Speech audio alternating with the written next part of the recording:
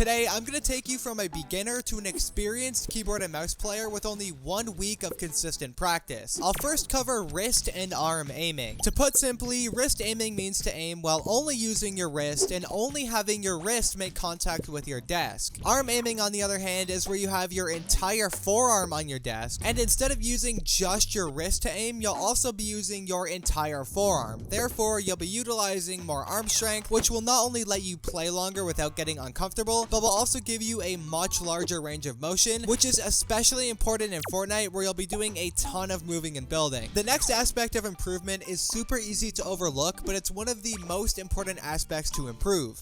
Sensitivity. First things first, you'll want a good medium range sensitivity. This would be a sensitivity that falls between 5 to 10% X and Y and 20 to 50% on target and scope. These ranges are based off of 800 DPI, but if you want to use 400 DPI instead of 800, these are your sensitivity ranges. To follow this, you'll also want to invest in a large mousepad if you don't have one already. A large mousepad will let you customize every aspect of your sensitivity until it's perfectly tailored to your setup. A large mousepad will also give you peace of mind to not worry about your mouse sliding off your mousepad in the middle of a fight. It doesn't need to be anything expensive, and I'll leave some good cheap options down below for you to check out. Now let's cover the best beginner keybinds. For your movement binds, definitely stay with WASD. To crouch, I use left control, but if you do have a shorter pinky, you can use left shift because you might find that to be more comfortable. Then to pick up items, let's actually use your scroll wheel, and we're going to use scroll wheel down here. So you're going to go ahead and scroll wheel down, and then it's going to go ahead and set the keybind. To pull out your pickaxe, tab is an incredibly good bind to use. And for our 5 weapon slots, I recommend you just keep these on 1 to 5 to make it nice and easy for you to remember. Now, building binds. These assume that you have a mouse with 2 side mouse buttons like this, but if you don't have a mouse with 2 side mouse buttons, you can go on Amazon and buy like a $20 mouse. I'll also leave some decent budget options down below for you to check out. There are obviously ways to be a good player without using side buttons, but I personally think building is a lot easier if you do have a mouse with some. But for wall, you'll want to use your back mouse button. For floor, I recommend Q, and for stairs, let's use the forward-facing mouse button. And to place a cone, we'll use E. To edit builds, I recommend you use F, but once you do this, click the second empty box beside your building edit, and then scroll wheel up, and then do this again in the reset building edit box. This lets you use your scroll wheel to reset, which lets you reset builds almost instantly. The simplest tip, but one of the most effective: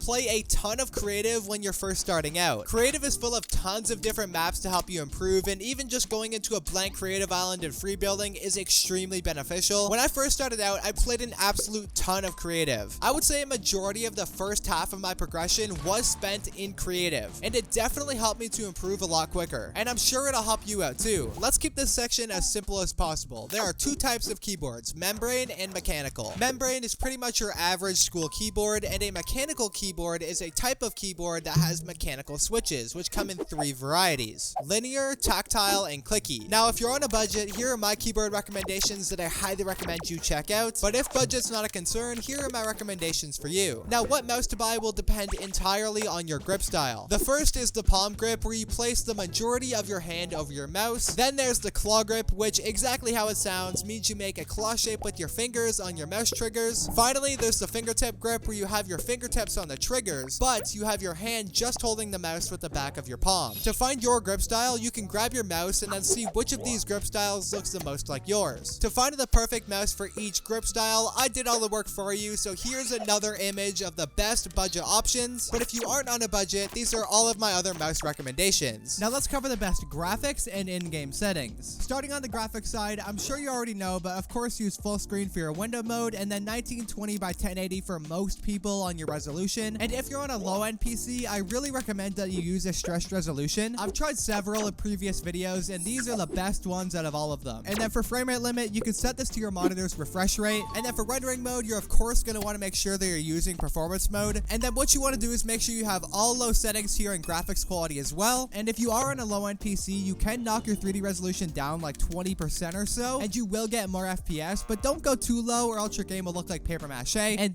we don't want that. So stay around 75 75 to 100 and you'll be perfectly fine. Also, another note for those of you who are on a low-end PC, make sure you switch to DX11 and change all of these secret settings that Epic tries to hide from you, since these settings do carry over to performance mode and they do affect your FPS. With graphic settings out of the way, let's cover some in-game settings that I wish I knew when I first started keyboard and mouse. Starting with auto open doors, it's actually great to have this setting on because it will save you if you're tunneling and you accidentally miss your corner at it. It will just make a door and you'll go right through it. Then for mantle activation, I recommend you use hold jump because I find that hold forward is very easy to accidentally do, and that's definitely not something that you want to happen during a fight. Now for auto pick up weapons, I personally don't recommend you use this because although it might be useful in some situations where you're going to 50-50 somebody, but it's going to quickly get annoying when you start picking up weapons that you don't want. But for preferred item slots, this is definitely something that you do want to use. This will auto sort your weapons to any configuration that you choose, and it's entirely personal preference, but here's mine if you're curious. Around August of last year, there was a bug that when you had disable pre-edits turned on, it would not register your first key press to edit. And because of this, I suggested that you not use this setting. But since then, it seems like Epic has silently fixed this issue, as when I go to edit, I can edit perfectly fine and as fast as I want to, and it always registers on the first key press. So if you're somebody who accidentally edits their builds a lot, definitely give this setting a try because it will help you out a lot. Now for edit on release, if you're brand new to keyboard and mouse, using edit on release might actually help you to edit quicker, since you'll only need to press your edit key once instead of twice to edit and confirm if you weren't using confirm edit on release. So if editing is something you struggle with, definitely try this out. So next, for double movement, although it sounds complicated, it's super easy to use and I highly recommend that you do use it. All you need to do is hold W and A at the exact same time to strafe to the left and W and D at the same time to strafe to the right. This lets you go around corners smoother and it lets you just move smoother in general, and it kind of gives Fortnite a whole new dimension of gameplay if you get what I'm saying. So if you do want to try double movement, these are my settings that I highly recommend that you use. And then for visualized sound effects, this is another setting that I cannot recommend enough. This setting gives you visual indicators for nearby enemies, reboot vans, and chests, so you're a lot more in tune with your surroundings. Because we all know that audio in Fortnite